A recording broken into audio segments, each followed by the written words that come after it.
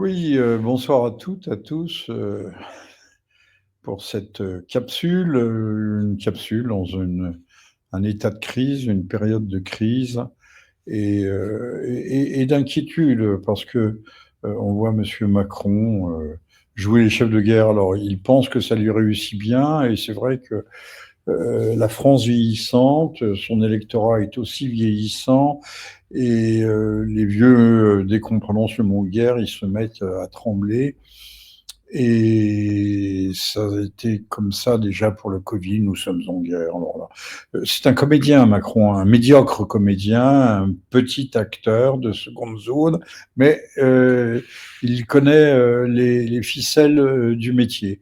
Donc les Français, les Français, on l'a vu, paraît-il, il y a eu un frémissement dans les sondages, il a pris quelques points. Enfin, il faudrait savoir qui pose les questions, comment elles sont posées et à qui elles sont posées. Mais enfin bon, ça fait partie du jeu, c'est-à-dire de la manipulation ordinaire. On nous fait croire que monsieur Macron et partant. Alors, on parle, ça bruisse de tous les côtés. On va rétablir le service national qui n'a jamais été abrogé par Monsieur Chirac. Il avait été simplement suspendu. Donc demain matin, si l'envie prenait à nos super élites, à nos super Dupont-Lajoie, on pourrait mobiliser toute une classe d'âge, deux classes d'âge. Voilà, ça serait tout à fait envisageable. Ce que n'ont pas fait les Russes, on ne le dit pas. Les Russes ont envoyé des volontaires au front. Il n'y a pas eu une mobilisation générale. S'il y avait eu une mobilisation générale, les Russes auraient envoyé 1 million et demi d'hommes. Ça n'a pas été le cas. Donc, ils n'ont pas mis le paquet d'ailleurs. Ça n'était pas une guerre au début. Même je ne sais pas. C'était une opération spéciale. Maintenant, tous les mensonges. Alors, Monsieur Macron nous parle de guerre et lui, il enfile les mensonges les uns après les autres de façon tout à fait spectaculaire. La Fédération de Russie attaque nos hôpitaux. Ils n'ont jamais attaqué les hôpitaux. Il y a des hackers qui ont essayé, qui ont piqué des listes d'abonnés, enfin pas d'abonnés, de patients et autres, et qui ont essayé de faire chanter les hôpitaux. Ça c'est vrai, mais on a identifié les filières, les coupables. Donc c'est pas la Russie, mais Monsieur Macron dit que si. Et il nous dit les Russes attaquent nos drones. Alors, il y a un avion, effectivement, russe, qui a approché un drone. C'est un gros drone, c'est un drone d'observation, c'est l'équivalent d'un petit appareil de tourisme. Et il l'a approché, et alors il l'a pas attaqué, il l'a approché.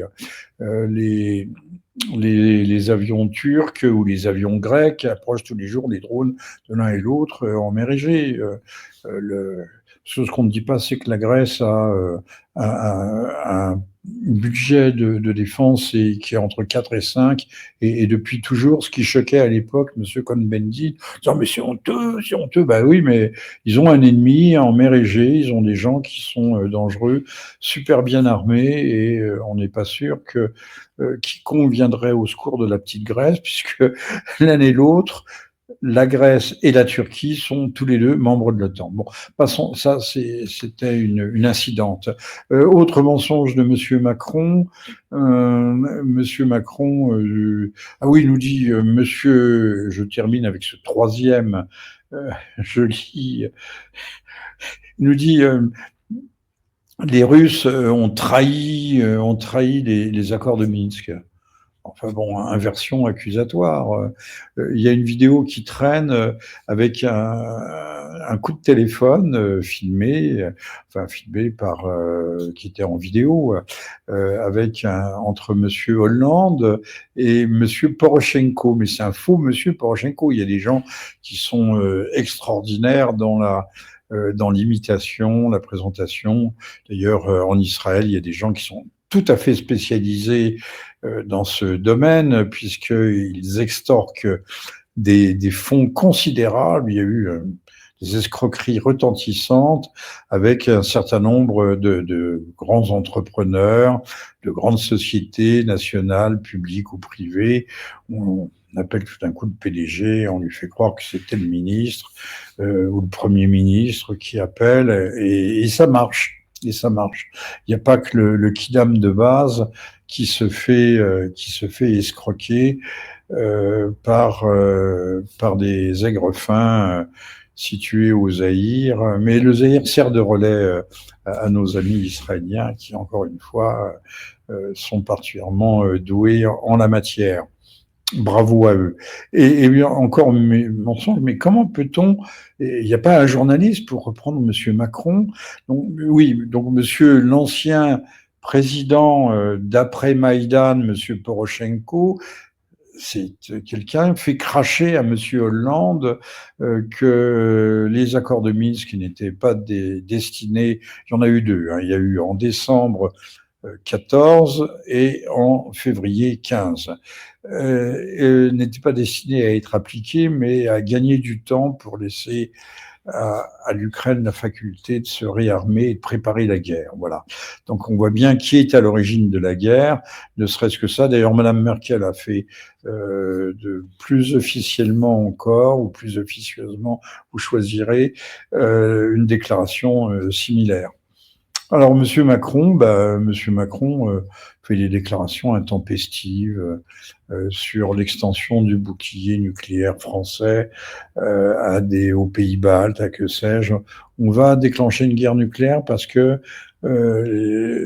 l'armée, j'allais dire l'armée rouge, c'est rouge, l'armée de la Fédération irait dans les pays baltes.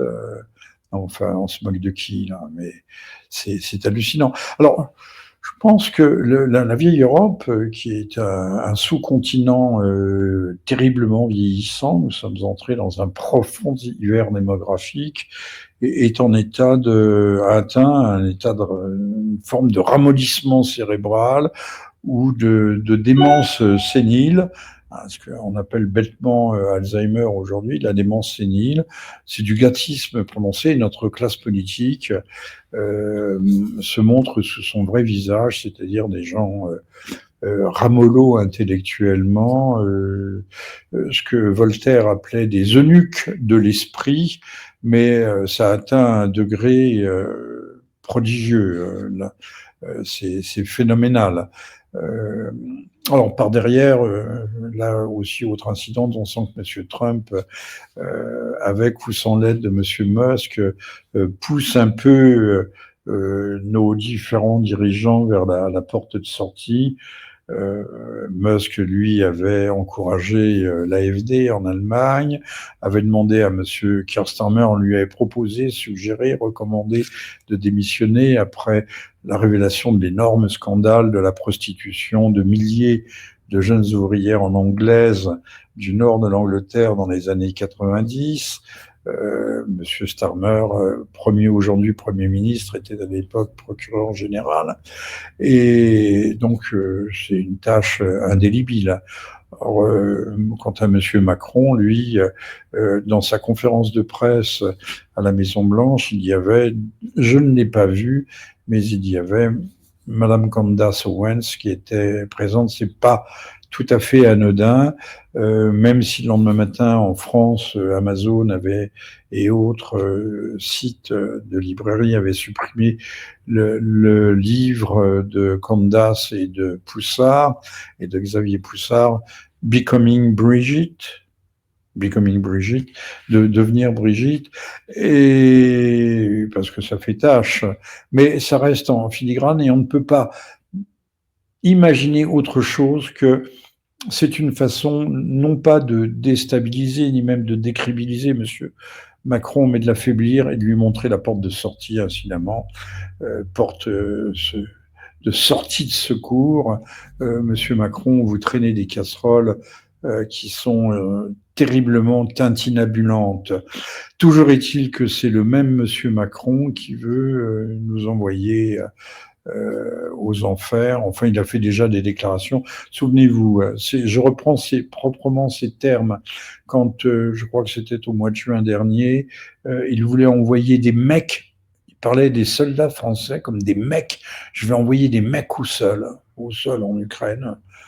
Il va falloir envoyer des mecs.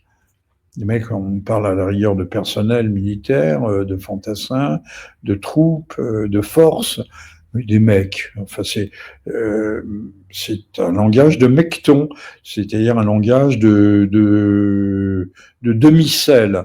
Vous chercherez le sens de demi-sel, utilisé dans le mi-temps. Le mi-temps, c'était le milieu, et un demi-sel, c'était un petit, un obtus, un voyou de basse altitude, si je puis dire. En tout cas, malgré sa capacité cérébrale, certes, M. Macron a une grosse capacité cérébrale, mais ça n'empêche pas d'être un petit QI. Voilà, l'intelligence, c'est pas ça. C'est pas les Anglais ont une jolie expression. Ils parlent des egghead, les têtes d'œufs. Ils ont une tête farcie avec des trucs, mais sont des technocrates et encore que Monsieur le maire qui voulait mettre la Russie à genoux, c'est quand même d'une beauté tout à fait impressionnante. Alors, que se passe-t-il? Que s'est-il passé? On a vu, il y a eu un psychodrame, mais également monté par la presse. On a parlé d'humiliation, oui, il a été de M. Zelensky à la Maison-Blanche, mais sur les 40 ou 50 minutes d'entretien, on nous en a montré 5 où effectivement les choses ont dérapé pour une raison toute bête. Il y avait 2 hommes en présence, l'un veut la paix, veut faire la paix, et l'autre voulait poursuivre la guerre, avec des arguments là aussi tout aussi mensongers. On a été agressé, on a été ceci, cela. Je rappelle qu'en droit international, la Russie était tout à fait fondée à intervenir au Donbass après 7 années de bombardement, entre 15 et 20 000 morts sous les bombardements, des bombes et des tirs ukrainiens. Nous sommes intervenus en Libye sous couvert d'ingérence humanitaire, et ça a été un scandale puisque nous avons très largement outrepassé le mandat que les Nations Unies nous avaient confié, le Conseil de sécurité, et auquel la Russie s'était ralliée, et qu'à l'époque, en 2011, elle s'est trouvée parfaitement cocu d'avoir accompagné les États-Unis, qui étaient en embuscade derrière, c'était la France, l'Italie, le Royaume-Uni, dans une aventure, une opération qui a jeté ce malheureux pays dans le chaos, alors qu'avant il était prospère. On donnait une voiture, un appartement à tous les jeunes mariés. Il était prospère et il avait l'immense mérite. On aime ou on n'aime pas M. Kadhafi, ça c'est un autre problème, un autre débat. L'immense mérite de retenir l'immigration massive et déferlante. Bon, on avait envie en fait d'avoir une immigration massive déferlante et également criminelle à l'occasion. Je rappelle qu'un jeune homme a été poignardé à mort encore hier à Paris.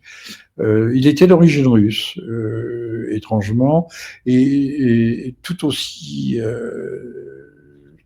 étrangement, la presse a dit que son assaillant et tueur était d'origine africaine. En général, on ne dit pas ce genre de choses puisque tout ce qui est ethnique est banni de la chose publique dans notre malheureux pays où, de toute façon, les citoyens n'ont pas le droit de savoir ce qui se passe exactement.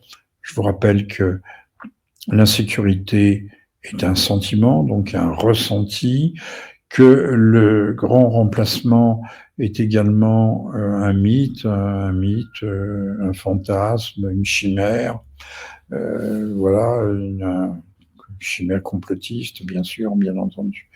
Donc tout ce qui est significatif et par ailleurs menaçant n'existe pas. C'est comme ça. Il n'y a pas de racisme anti-blanc. On ne tue pas les gamins dans les rues, les gamins ou les jeunes ou les moins jeunes.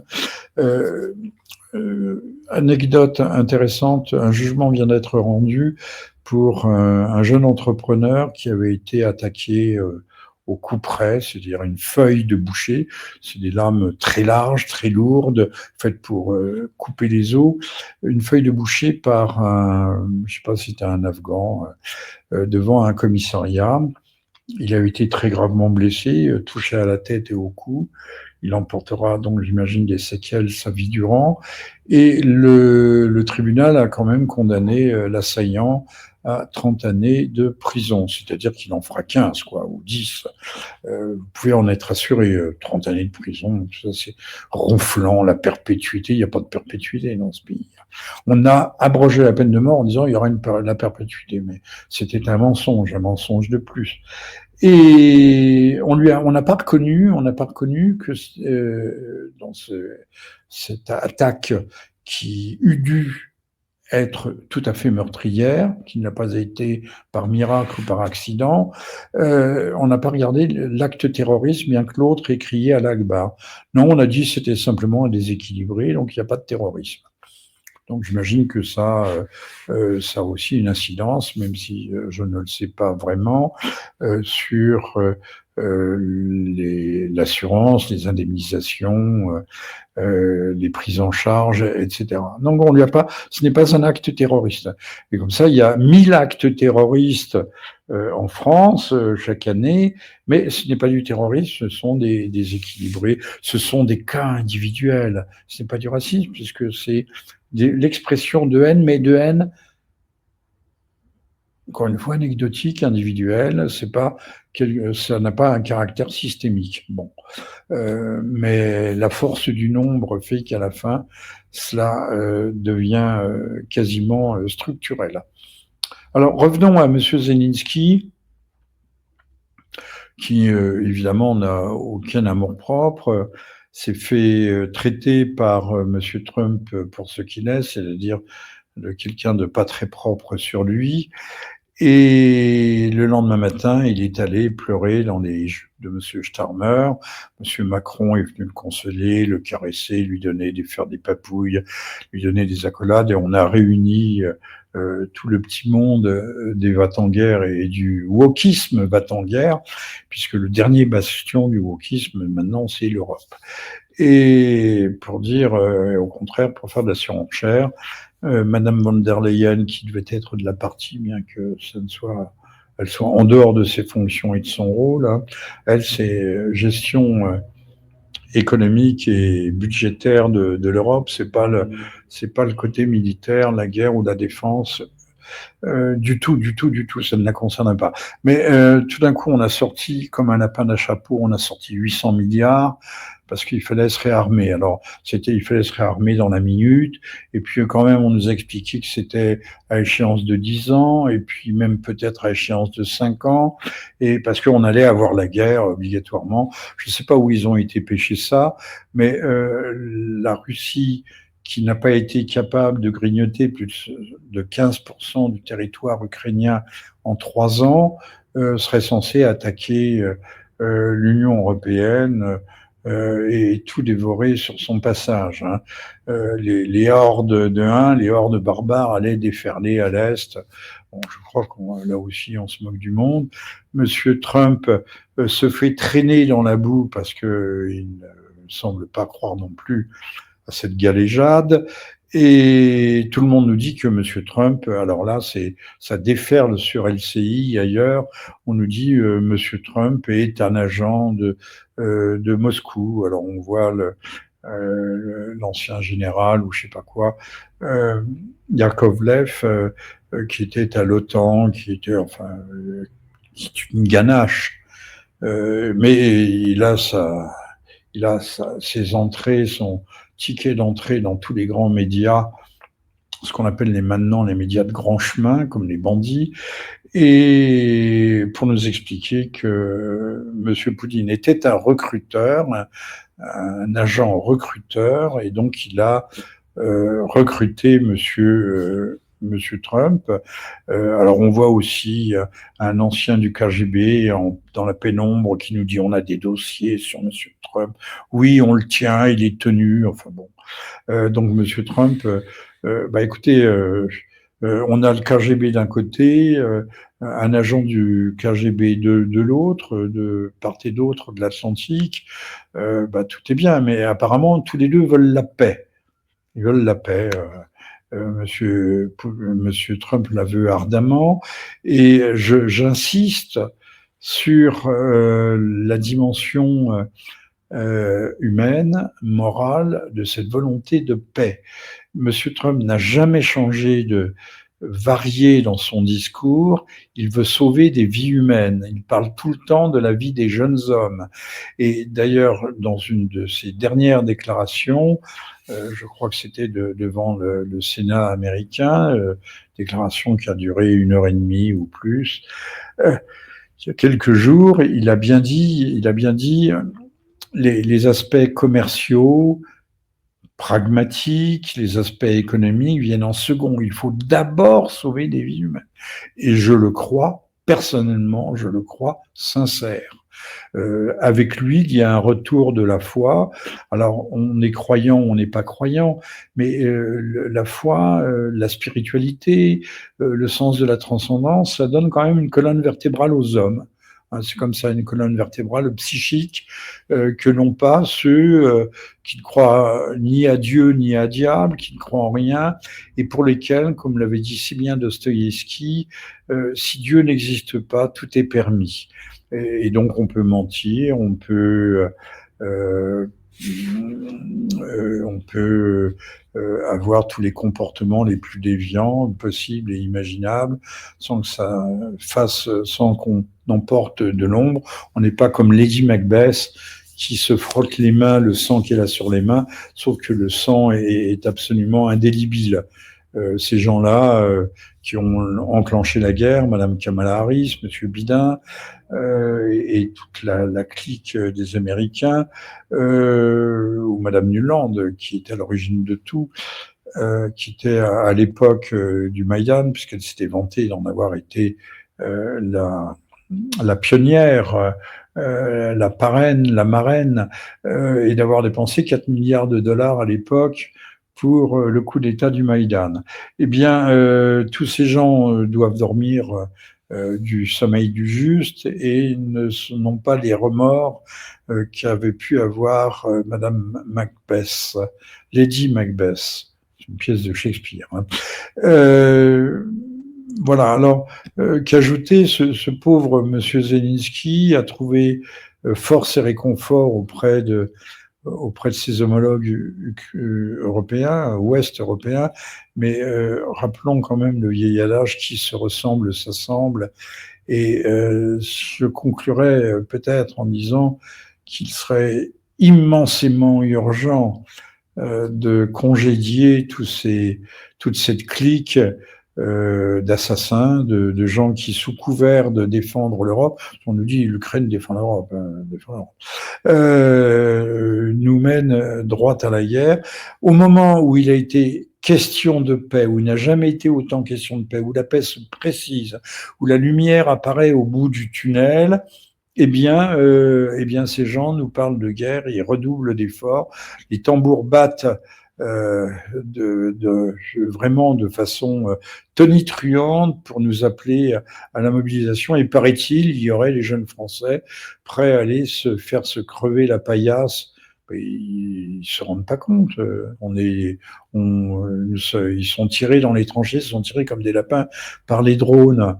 Alors, point positif, Monsieur Trump a retiré la couverture de renseignements satellitaires ou autres.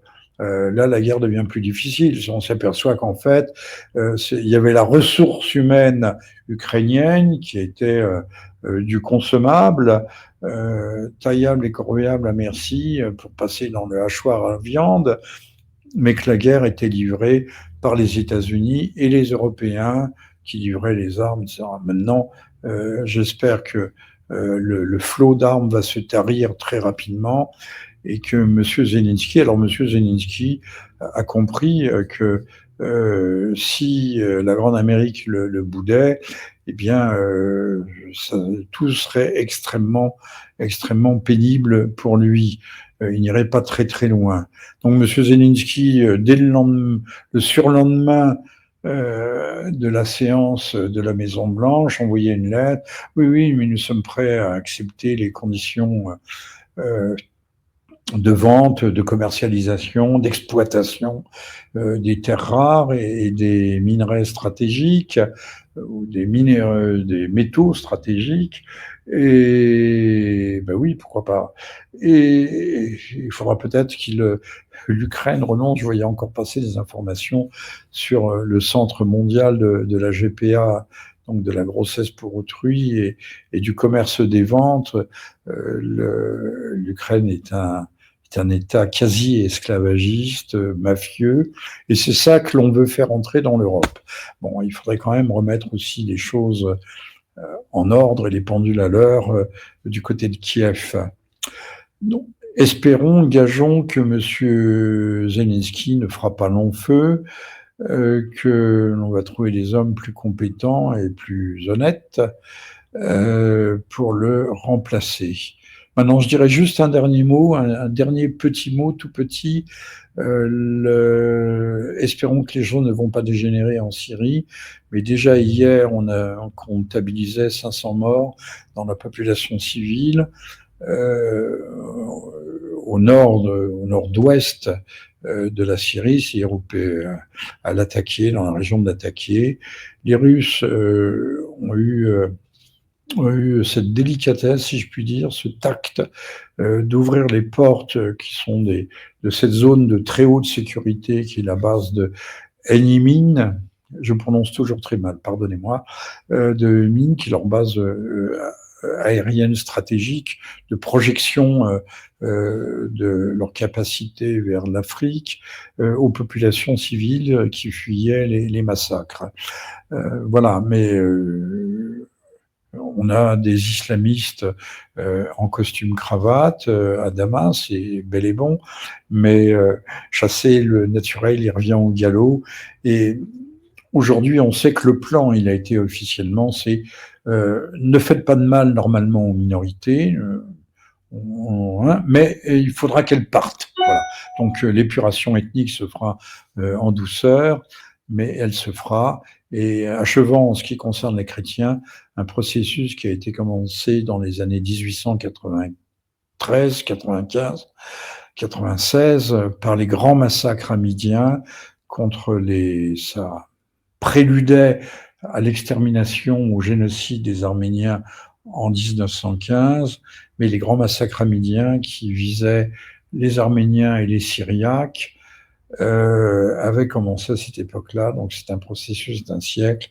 On est en train d'en terminer avec les dernières communautés chrétiennes du Levant, sachant que avant d'avoir été musulmans, les Arabes ont commencé par être chrétiens. Merci à vous. À très bientôt.